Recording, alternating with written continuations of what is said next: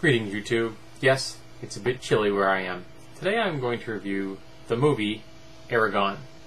Now, let me preface this by saying I have never read any of the books. I'm not sure when the books were originally released, but it was after I ceased reading fiction, I believe, or possibly just because they were aimed at a younger audience and I wasn't into adolescent novels at that time.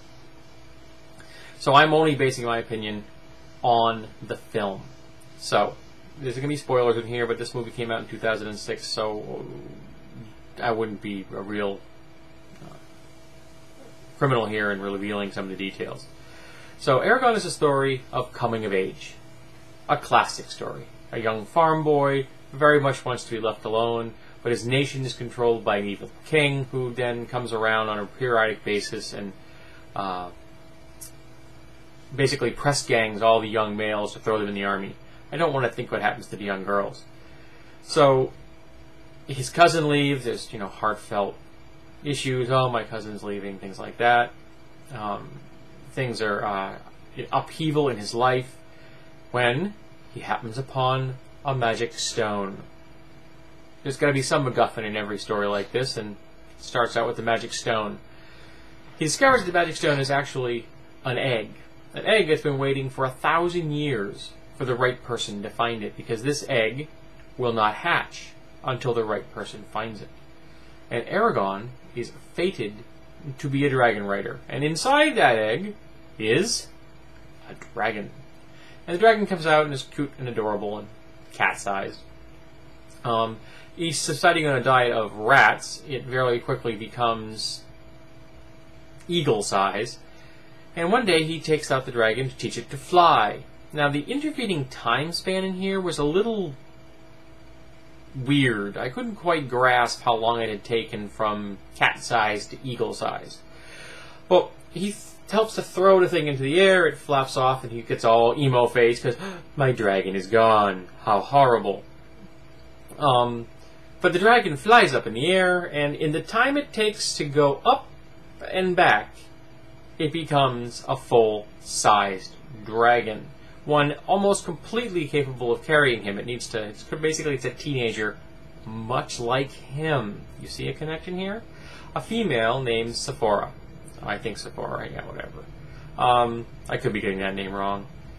And the reason I'm getting that name wrong is that all of the characters in this film weren't characters. They were roles.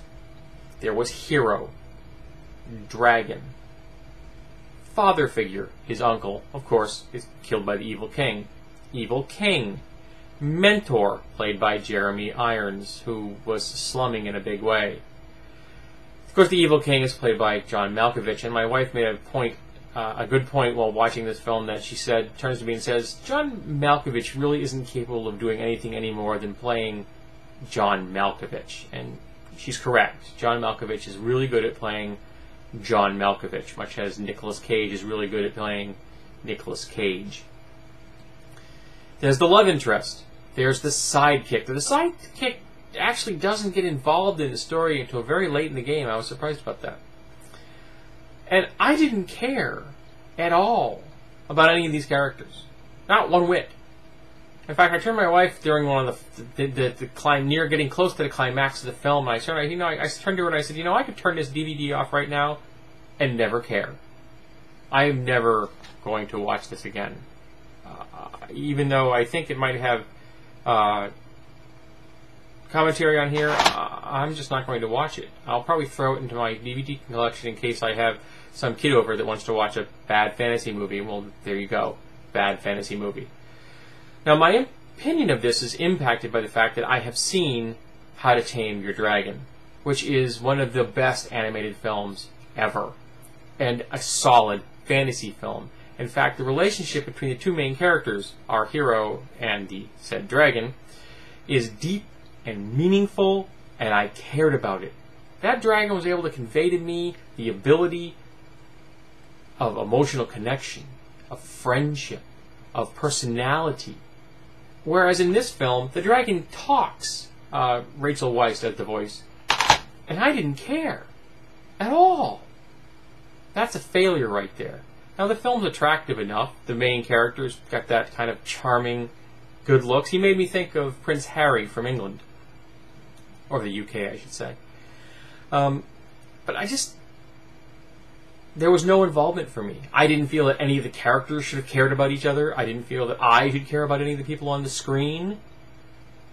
I can see why this film tanked. I can see why it was 2 years before this actor playing Eragon got another acting gig, and that was a television role. In fact, I believe it was 4 to 6 months after this film came out, he was working construction. This film did not launch his career. In fact, I would surmise that it held him back in a major way. Now, just this morning, through happenstance, I stumbled upon a YouTuber whose name is like Eragon Lover. And I'm hoping that this person loves the novels, because I'm hoping the novels are great juvenile fiction. I really am. I want them to be good, because this film was dreck. And it wasn't worth your time. If you're going to want to watch a movie about a character and a dragon, How to Train Your Dragon. You're never going to need another one. But this movie is utterly forgetful. I don't think I remember most of the character names other than Eragon. I don't think I got the dragon's name right, and it doesn't really matter because I just don't care. So, if anyone out there likes the film, have at it. But I thought it was a complete waste of time. And I completely understand why used copies are available on Amazon at the moment for 1 penny.